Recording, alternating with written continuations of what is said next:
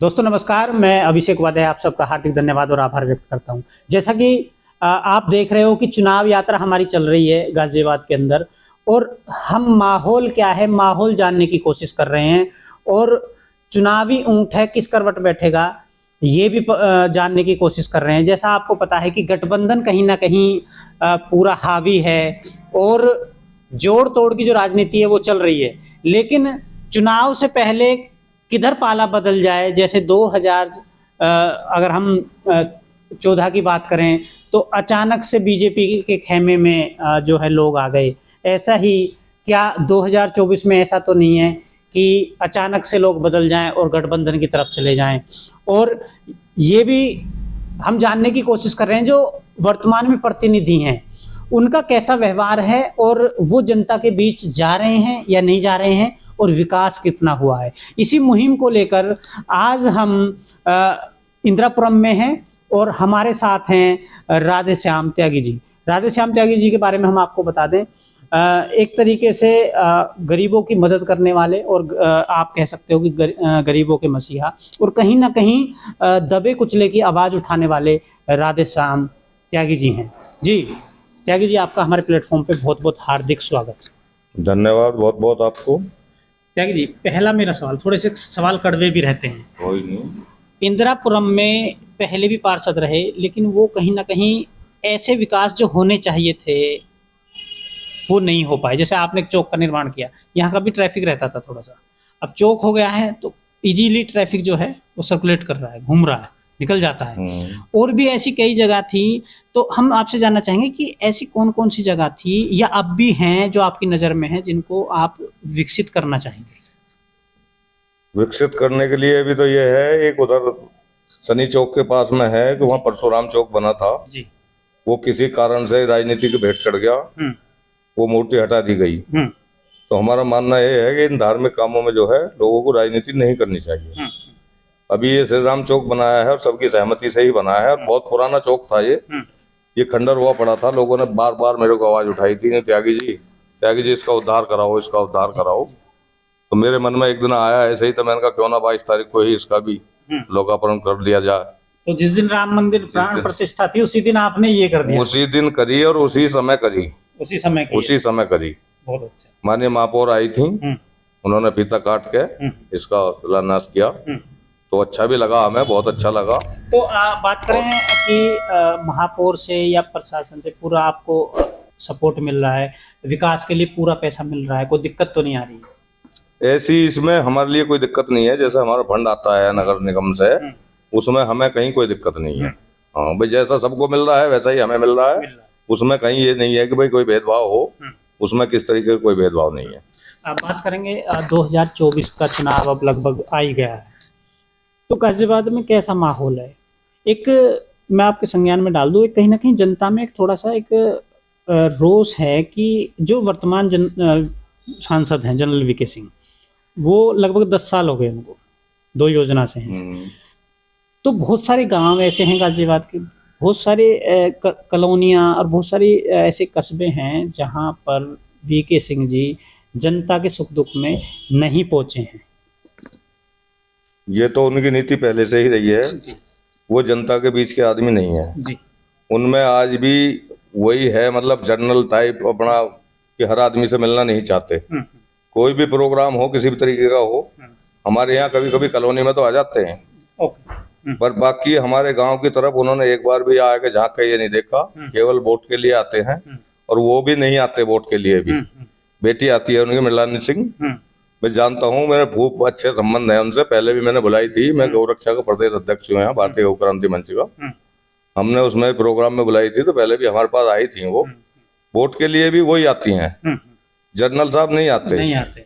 पीछे माननीय राष्ट्रपति जी का प्रोग्राम था, मैंने मीटिंग कराई थी, करीब 1 से 1.5 हजार आदमी था उसमें, माननीय जी का था प्रोग्राम, पर वो नहीं पहुंचे। वो खुद नहीं पहुंचे, और मैं मानता ठीक है वो उन्हें कहीं व्यस्त हो गए, तो बेटी को भी भेज देते, तो हम तब भी उनको, बेटी को भी हम उन्हीं की जगह मान लेते। यदि वो पहुंच जाते तो हमारा थोड़ा सा मान सम्मान बच जाता। बाकी लोगों की, जनता ने, सबने ये कहा था कि आप कह रहे थे जनरल साहब आएंगे, तो जनरल साहब नहीं आए, तो हमें उसमें बहुत ठेस पहुंची। और हम तो ये कहते हैं यदि काम करे जहाँ क्षेत्र में जनता से मिला भी जा तो भी बेहतर होगा। एक हमारे गांव की समस्या, इतनी बड़ी समस्या है, एक मकनपुर गांव की जमीन में एक कॉलोनी बसी हुई है, इंदिरापुरम, वसुंधरा, वैशाली, यहाँ तक है कि खोड़ा भी आधा मकनपुर गांव में है जी। और हमारे इस मकनपुर गांव में पानी पीने के लिए नहीं है, आज तक गंगा वाटर नहीं है, पानी की व्यवस्था ही नहीं। प्रधानमंत्री जी ने घर घर नल और घर घर जल की योजना चला रखी है, हमारे मकनपुर गांव में आज तक भी पानी पीने के लिए नहीं है। सब समरसेबल का पानी पीते हैं। समरसेबल करने के लिए छोटी छोटी गलियां हैं गांव में, मशीन से समरसेबल हो रहे हैं, मशीन अंदर नहीं पहुंच गई। कई घर 20 से 25 परिवार तो मकनपुर छोड़ के प्लान कर चुके हैं, जो लोग किराए पर रह रहे हैं।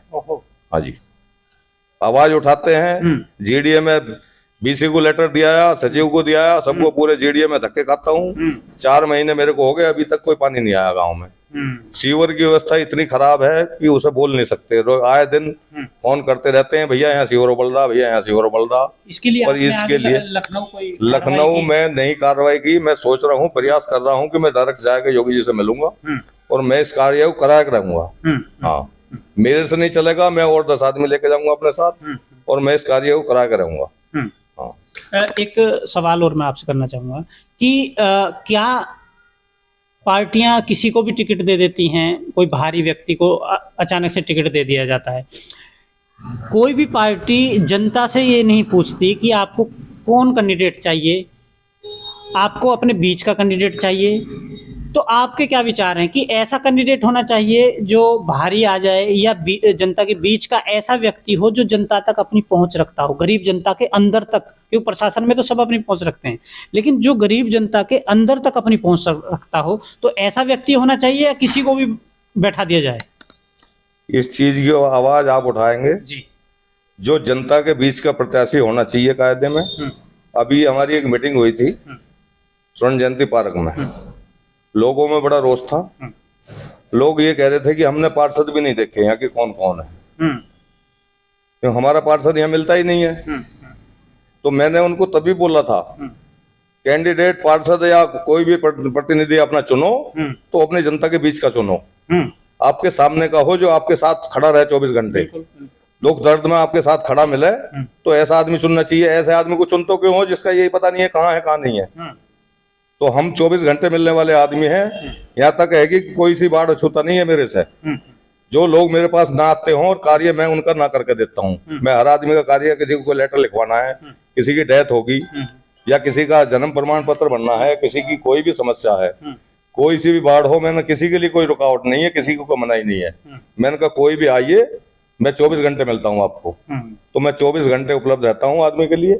कोई भी कार्य हो, किसी भी तरीके का हो, मैं हर वक्त गरीब की मदद के लिए हर समय उपलब्ध हूँ। चलिए बात करें कि जैसा सुनने में आ रहा है और देखने में आ रहा है, बीजेपी ही एक ऐसी पार्टी बनी है जो बिल्कुल जो पिछड़ा हुआ और बिल्कुल दिखाई नहीं देने वाला कार्यकर्ता हो, उसको अचानक से टिकट दे देती है या अचानक से बड़े पद पर बैठा देती है। तो ये राजनीति के लिए ठीक है?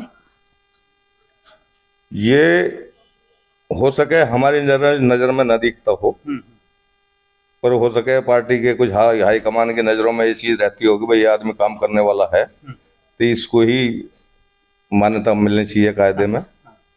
तो पार्टी की जो हाई कमान है, हो सके वो भी तो सर्वे लेते हैं, वो भी तो देखते हैं कि कौन आदमी काम करने वाला कौन नहीं है। तो हमारा मानना तो यही है कि, और अच्छी बात है ये तो अच्छी बात है यदि वो बीच में से कहीं से जिसको लोग हुई ना जानते हो, या अब हमें ये नहीं हो कि भाई इसकी आवाज उठ रही है कि भाई ये बड़ा नेता है, ये बड़ा छोटा है, छोटे कार्यकर्ता को दे तो ये और बेहतर है, वो लगन से काम करेगा। हाँ। कोरोना का वक्त रहा जो सबसे बुरा वक्त आपके जीवन काल में भी बहुत वक्त देखे होंगे, सबसे बुरा वक्त। तो हम बात करें राधे श्याम त्यागी जी की। राधे श्याम त्यागी जी ने ऐसे बुरे वक्त में लोगों की कैसी मदद की? लोगों की राशन से मदद करी जी। मेरे पास जैसे राशन सरकारी भी मिला है, पर सरकारी जिन लोगों को नहीं मिल पाता था, वो खुद मैंने अपने पास, हमारे भतीजे की चक्की लगी हुई है, खुद मैंने वहां से उसको बोल के मैंने कहा इनको भैया 10 किलो आटा दे दो सबको, कोई आदमी भूखा ना सोए। तो हर तरह से हमारी जितनी हमारी क्षमता थी, हमने अपनी क्षमता से हम ज्यादा लड़े, हमने लोगों की पूरी मतलब दुख कोई दर्द भूखा में हम नहीं उनके सोया साथ भूखा नहीं सोने दिया हमने किसी को। बहुत अच्छा, हाँ जी। ठीक है। बात करें कि अगर पार्टी हाईकमान आपको कोई बड़ी जिम्मेदारी देना चाहे तो आप क्या लेने को तैयार हैं? ये तो हाईकमान की ड्यूटी है जी, हाईकमान जो चाहेगी वो करेगी। ना हमारे कुछ सोचने से होगा, ना हम मान लो हम कहें कि हमें ऐसा कर दो वैसा कर दो, तो हमें कहने की जरूरत नहीं है। वो तो पार्टी का निर्णय होगा जो भी होगा, जैसा भी करेगी हाईकमान करेगी। हमें देंगी टिकट तो हमें बिल्कुल मान्य है, हमें किसी भी तरीके की कोई दिक्कत नहीं है। कोई भी जिम्मेदारी देगी हम उसका निर्वाह करेंगे और सच्चे मन से करेंगे। ये नहीं है कि हम चोरी चकारी से या दलाली से उससे करेंगे, हम सच्चे मन से करते हैं। पूरे क्षेत्र में जाइए आप, किसी भी आदमी से ये पूछ लीजिए कि कहीं आज तक हमने 1 रुपया किसी से लेता हुआ देखा या हमने उसका नाम सुना राधेश्याम त्यागी का, वो पैसे लेता किसी से, किसी ठेली पटरी वाले को या किसी आदमी को आज तक कोई भी आदमी ये बता दे कि राधेश्याम त्यागी ने एक नया पैसा लिया किसी से। ईमानदारी से काम करता हूँ और ईमानदारी से ही काम करता रहूंगा। एक आखिरी सवाल और मैं आपसे करूंगा कि आपके क्षेत्र में ऐसे कोई परिवार हो जिसकी गरीब बेटी की शादी हो और पिता गुजर गए हों, तो ऐसे में राधेश्याम स्वामी के त्यागी जी के पास अगर कोई आए तो कैसे मदद मिलेगी? उसकी बेटी की शादी हम करेंगे जी, बहुत बढ़िया। अभी कल की ही घटना है। एक बेचारा गरीब परिवार है हमारे गांव में ही, वैसे राजपूत है ठाकुर, उसके फादर एक्सपायर हो गए, गरीब थे बेचारे। कल उसने मेरे को फोन किया, ताऊ जी ऐसे ऐसे बात है, मेरे पापा एक्सपायर हो गए। मैंने बता बेटा क्या दिक्कत है? पापा मेरे पास तो लकड़ी के लिए पैसे नहीं है। मैंने कि शमशान में जाइए, आप मेरी बात कराइए, वहाँ लकड़ी के पैसे मैं दूंगा। तो उसके संस्कार मैंने कल कराया है, कल की ही बात है ताजी बिल्कुल। हाँ, तो मैंने उससे बोला, मैंने उससे पंडित जी से बात करी, मैं पंडित जी जितने पैसे हो पर्ची बना के मेरे पास भेज देना, पैसे मंगवा लेना। कोई जनता को संदेश देना चाहिए अपने क्षेत्र में? जनता को संदेश क्या देना चाह, जनता को तो मैं ये कहता हूँ कि सही आदमी का चुनाव करें, सही आदमी जो हो और आपके बीच का हो तो उससे चुने, और जनता सब खुशहाल रहेगी, कोई दिक्कत नहीं है। तो त्यागी जी का बहुत बहुत धन्यवाद। हमारे साथ राधेश्याम त्यागी जी थे। तो जैसा कि हमारी मुहिम है कि जनता के बीच का ही कोई व्यक्ति, सांसद, एमएलए या पार्षद ये बन के आए, क्योंकि जो व्यक्ति एक बार चुनाव जीत लेता है और वो यदि भारी व्यक्ति है तो वो फिर ढूंढे नज़र नहीं आता है और जनता अपने काम के लिए दर बदर जो है ठोकरें खाती रहती है। जैसा कि गाजियाबाद की जनता भी कह रही है कि हमारे जो सांसद हैं वो हमारे बीच नहीं आए, और कई जगह ऐसा भी हुआ कि पूरी तैयारी की गई, उनको बुलाया गया लेकिन वो नहीं पहुंच पाए। क्या कारण है क्या नहीं है ये हम जो है ये तो जानने की कोशिश करेंगे। बाकी जो मुहिम है हमारी वो बनी रहेगी कि जो भी व्यक्ति हो वो जनता के बीच का हो, गरीबों का सेवक हो और कम से कम इतनी क्षमता रखता हो कि एक भूखे को एक टाइम का खाना खिला सके। धन्यवाद। जय हिंद, जय भारत।